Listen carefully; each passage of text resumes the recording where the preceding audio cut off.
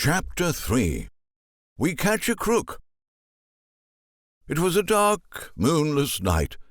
I brought Lars to a secret warehouse I owned near the mouth of the Charles River.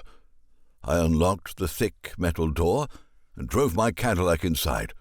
"I remember that old Ford," said Lars, indicating the car that I parked beside. "You bought it in New York last year."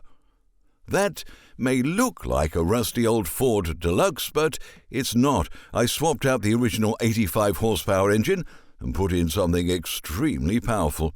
I also removed anything that wasn't essential to reduce weight. This car is now capable of going in speeds in excess of 150 miles per hour, without falling apart." I reinforced the suspension and chassis. I walked around the back of the Ford and pointed to the rear license plate. "I can also flip that over using a servo motor from a switch on the dashboard. That way, no one can trace this car." "Very clever, Lars. See those two red plastic cylinders?" I pointed to the back of the car.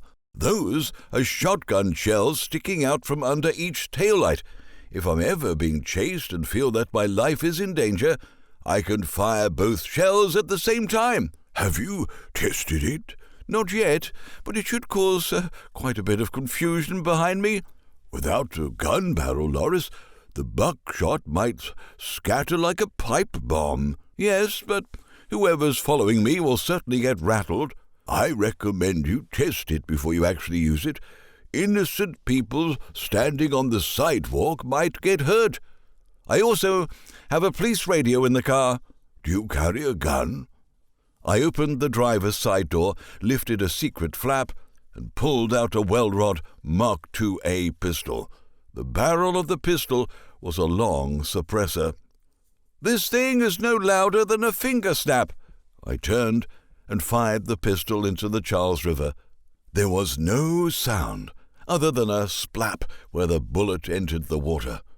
"I don't think you're allowed to own something like that, Lars." "I also keep a legally registered Colt 45 hidden under the dashboard. I figure if I'm in trouble and need a pistol to save myself, it might as well be something that could stop a charging rhinoceros." "I'm a little worried about you, Lars. I think that you might be going a bit overboard with whatever it is you're doing here." "I'm just putting my applied engineering knowledge to good use, Lars." "Oh, I'm getting a little sleepy. Maybe we should call it a night." "Let's at least go for a ride. I want to show you how fast this old Ford can go." Lars got into the car with me. I started the powerful engine and backed out of the warehouse. I ran back and rolled shut and locked the large sliding door. Then I drove along the riverfront to Storrow Drive. Lars looked over and lifted his eyebrows. "This car runs very smoothly, Lars." "It does." When we arrived in downtown Boston, I clicked on the police radio. There was a lot of chatter. Suddenly, the chatter intensified. "Hear that?" I said. "The Sumner Tunnel Texaco station just got robbed." "Is that nearby?" "It is." The suspect was described. "Lars, I think that's the culprit." Lars pointed. A man matching the description of the robber was running down the street. "Let's grab him." I swung the car around, and Lars reached under the dashboard and pulled out the 45. I pulled alongside the jogging man. Lars rolled down the window. "Hey, Bob!" he yelled. The man stopped and looked at us. "Did you just rob a gas station?"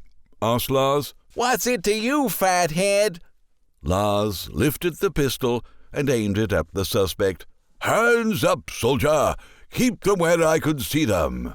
Lars elbowed me. "He's probably armed. Go see if he has a gun." I leapt out of the car and raced over to the suspect. I searched him.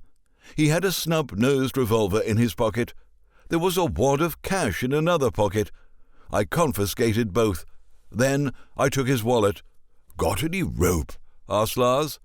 I had some in the trunk. I tied the robber's arms around a lamppost. Before I left, I pulled down his trousers and kicked him squarely on the buttocks. "That's for committing armed robbery," I told the thief. Let that be a lesson to you." I hurried back to the car and sped away. A police car turned the corner and came toward us. It shined a spotlight on the man tied to the lamppost. "Looks like they got him," said Lars, looking back. I parked. Then I turned up the police radio. "Car 34 reporting. I think we got him." "What's your location, Car 34? "Corner of North and Fleet Street. Suspect matches description. Soon as we get him untied, we're going to bring him back to Texaco, see if the clerk can identify him." "He's tied up, Car 34? "Affirmative. We found him standing in his skivvies with his pants down around his ankles. Someone tied his hands together. He was hugging a lamppost." "Was he armed?" "No, he had nothing, not even a wallet." "Pull up his pants and take him to the Texaco. See if he's the guy." "Roger that." I handed Lars the robber's gun and turned on the dome light. He looked over the wallet. "His name is Hugh Hansen. He's only 18. This is a drop gun, Loris. See, the serial numbers were filed off."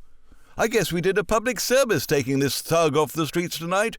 "Shh!" Lars pointed to the police radio. It began squawking again. "Car 34 reporting. He's the guy." "Did he tell you how he got tied to the lamp pole?" "Said he got robbed." "No honor among thieves, I guess." "Roger that." Lars roared.